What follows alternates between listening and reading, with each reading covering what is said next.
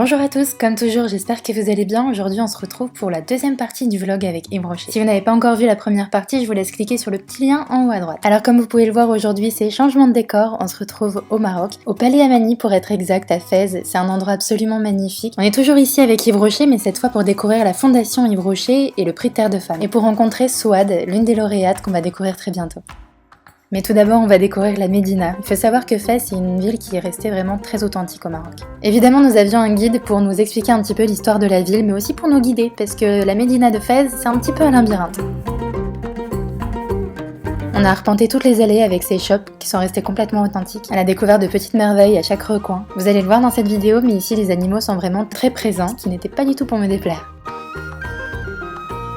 Donc avec Cathy et le reste du groupe, on a découvert ces mosquées cachées derrière de grandes portes absolument magnifiques. Ces bâtiments anciens avec une architecture absolument incroyable, des détails complètement fous, c'était vraiment parfait pour faire de la photo. Ce qu'on a beaucoup aimé à Fès, c'est vraiment la simplicité des gens. C'est sûrement dû au fait que ça soit pas une ville très touristique.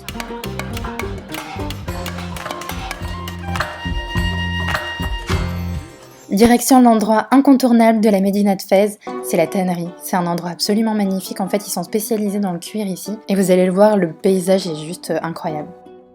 Ça c'est au cœur de la Médina, on y a accès par les balcons des shops de cuir. C'est voilà, moi ça m'a laissé complètement le souffle coupé. C'est vraiment des bacs de tannerie comme ça, tout est fait absolument à la main. Avec uniquement des produits naturels, d'ailleurs l'odeur est un petit peu insoutenable. L'ammoniac est fait avec des excréments de pigeons, voilà. Comme ça vous avez une petite idée de l'odeur. Mais c'est vraiment quelque chose à faire si vous passez dans la région. Franchement avec Cathy on s'est cru rentrer dans un reportage de France 5.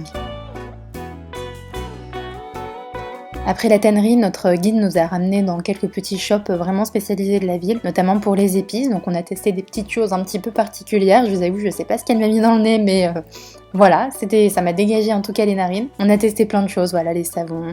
On est allé voir également un marchand de tissus et on voyait vraiment qu'il faisait ça à la main. C'était juste incroyable et puis la matière des tissus était vraiment top. Puis au détour d'une ruelle, on a découvert ce four commun. C'est complètement dingue. Les gens font leur pain chez eux et viennent le cuire ici. Retour à l'hôtel, le changement de décor est assez saisissant. On a rencontré un calligraphe qui nous a appris l'art de la calligraphie marocaine. On a tout de suite droit à notre prénom écrit en arabe et on s'y est essayé aussi un petit peu, mais je vous avoue que l'écriture arabe c'est pas encore pour nous.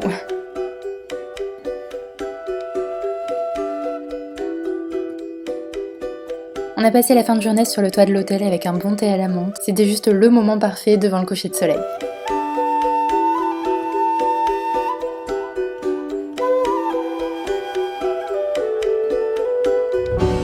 Après ça, avec Anne-Laure et Cathy, on avait rendez-vous au hammam. Et je ne sais pas quoi dire sur cette expérience. Disons qu'on va s'en rappeler encore pendant longtemps.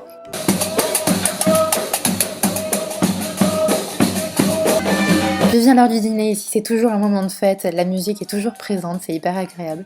On a eu l'occasion de se foutre de moi, mais pas que, donc ça va.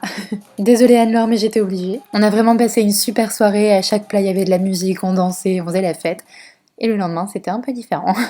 Le réveil était un petit peu matinal parce qu'on devait prendre la route pour aller à la rencontre de Souad, qui habite quand même à une petite heure d'ici, dans la région du Rif, dans les montagnes. Autant vous dire qu'on s'est arrêté je ne sais combien de fois sur la route, tellement les paysages étaient absolument magnifiques.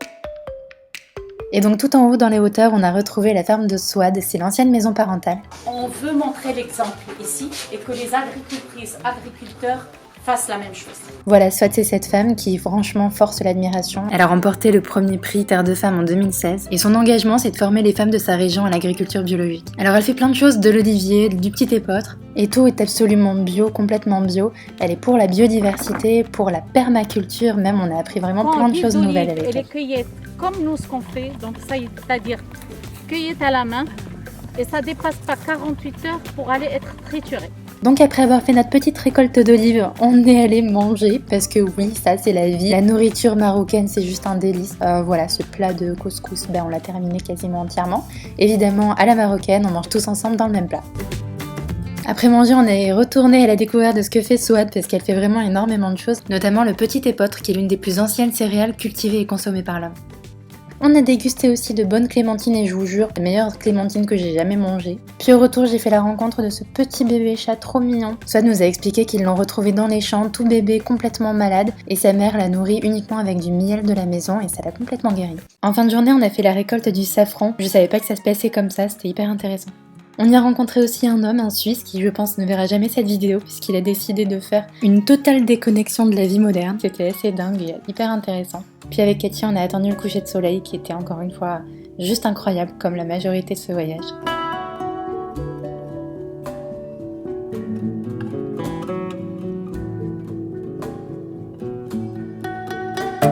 Pendant ce temps-là, en bas dans la cuisine, la mère de Swad nous préparait un bon tagine fait maison avec uniquement des produits bio de chez eux.